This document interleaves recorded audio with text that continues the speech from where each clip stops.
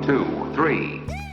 Did you know that there are some places that you can price a product on Amazon, and if you raise the price, Amazon will actually pay you less money? These are what we like to call dead zones, where places you should never ever have a product priced at. I'm going to go into that and a few of the insights that I've been working on, as that's kind of like my main thing right now. Welcome everyone. This is the podcast, Smartest Amazon Seller. And so there's someone that's done a legendary feat.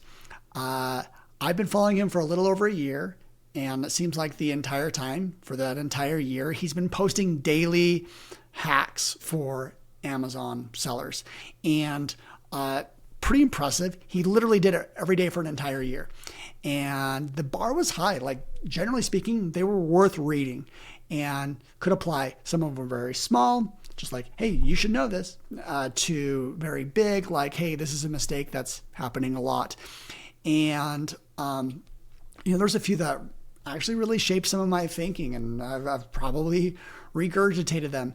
But I'm going to talk about one that I don't think I've really covered super well on the show that I has to. But first, like a story. Every year, Amazon changes their FBA fees, and it was a big deal for my company. Sometimes they'd be six-figure impact to our business. I think one year it was $500,000 of just like net profit, just like gone. That was the multi-unit one. But there was like, I think 2019, they rolled back a few fees. They reduced the referral fee in a few categories, a few price points. Like one was like health and beauty, one was grocery, and it was great. We didn't have to change anything, and I think a few of those were like $75,000. Oh, they were also they removed the minimum referral fee of $1. Sometimes people say referral fee, commission fee, same thing. It's that generally 15% take that Amazon takes from you for when you sell. So I want to show some of the dead zones. So those people that are not watching, which is actually most people are just listening to the podcast, I'll explain it, so no worries. But it's kind of, I like to share the screen. So this is the guy, Max Sigurdsson Scott, that did this. He has these Amazon category priced dead zones. I'm going to go through them, and there's a final one that actually is the most important of them all. So grocery, $15 to $17.50. That means I believe for grocery, the commission fee is 8% up to for the first $15. If you price above $15, the entire transaction gets a commission fee of 15%. So that's why, like, you never want to have a product in grocery priced at $15.50. You actually lose money. You would make more money if you were at $14.99. It's kind of crazy when you look at this, that there really are products that are selling almost 1,000 units a day that are priced in some of these dead zones. We're uncovering them, and maybe I'm going to create a post on that sometime, just to kind of laugh and say hey guys, get your act together. Groceries $15 to $17.50. Baby is $10 to $12. Health and beauty $10 to $12. Clothing and accessories actually has two dead zones, $15 to $16.50 and $20 to $22. That was, I think, 2 years ago that they really promoted some of the low-priced apparel. Then there's some random categories like appliances and furniture. Appliances is $260 to $299. Furniture is $175 to $199. You're likely not in any of those, but they want to. Yeah, generally Amazon is just trying to make those more affordable price points just work. Now, the biggest of them all is any item between $10 and $12. Literally every item. Why is that? Because Amazon, when they got rid of the small and light program, they replaced it with what's it called? the low-priced FBA fee. And that's where if a product is under $10, they just charge the FBA. They charge 75 cents less on the FBA fee. That's actually pretty significant.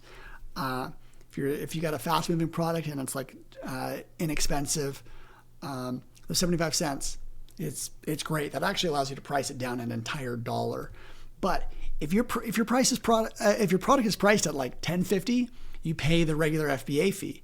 So if you do the math here, you should never have a product priced between $10 and $12 ever. Ever, ever, ever, ever, ever. If you do that, you're losing money. If you do that, you're hurting your conversion percentage. The only person that wins if you price there is Amazon. No one else does. The consumer doesn't win. You don't win. So just be aware of those dead zones. This is basically a PSA. Like we should shame anyone that's doing it into to doing what's more intelligent. So yeah, I wanted to. That's kind of like the main point of this, because Amazon's like fee, like the details matter when you're doing tens of thousands of dollars in these price points, which happens. And I think people make the big splashes on the headlines of FBA fee changes, but behind the main event, there's usually some small things that really impact some sellers. And it's kind of crazy how like every year there's like a new fee structure, and every year it kind of hurts some types of sellers more than others. Well, that's kind of annoying.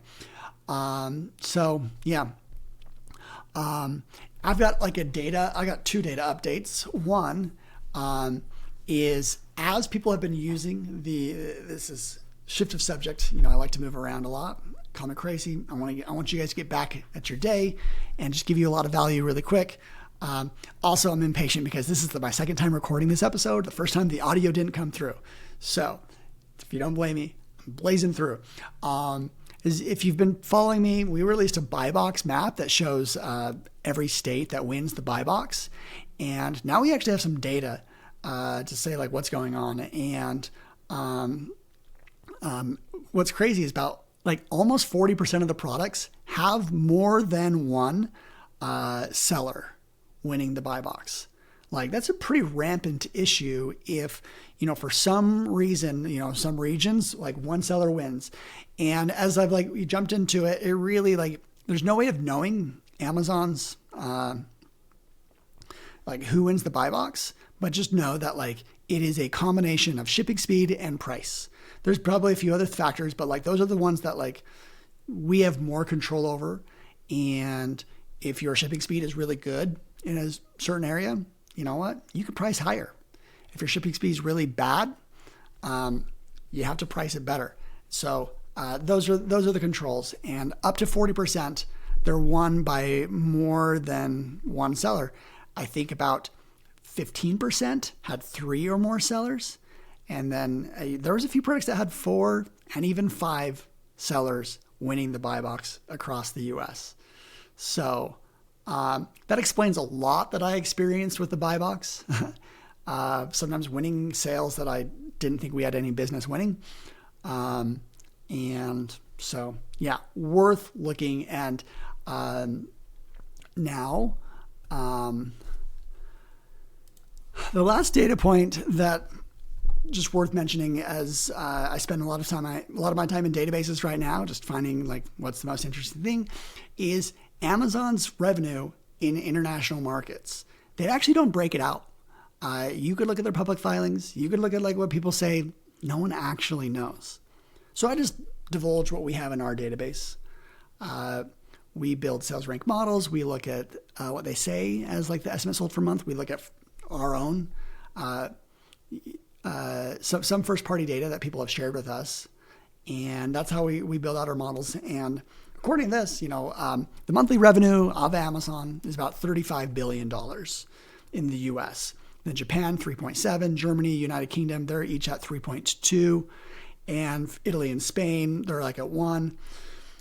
A few things jump out. One, the U.S. is bigger than all the other markets combined, and and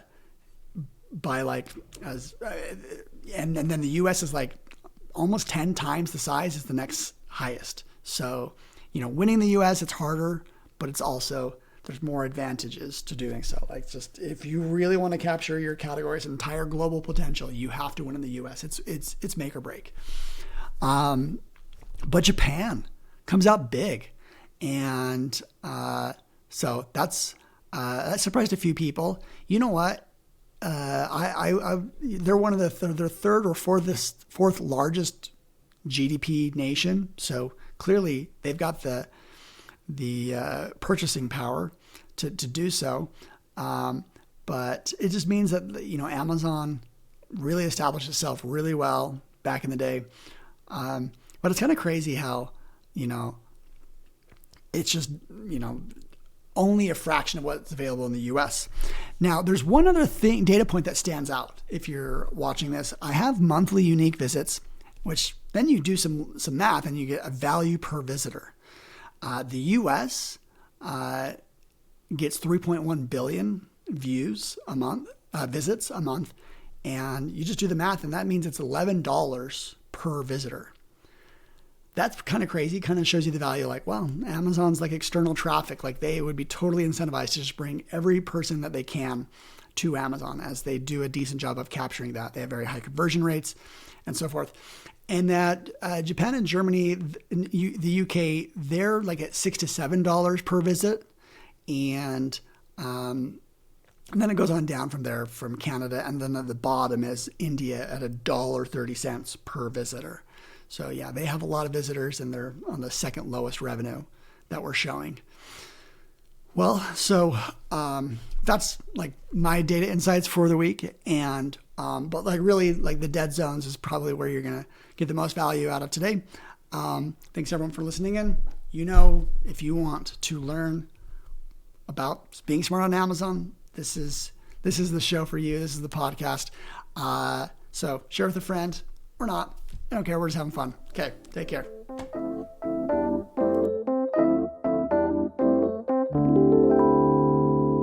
1, 2, 3.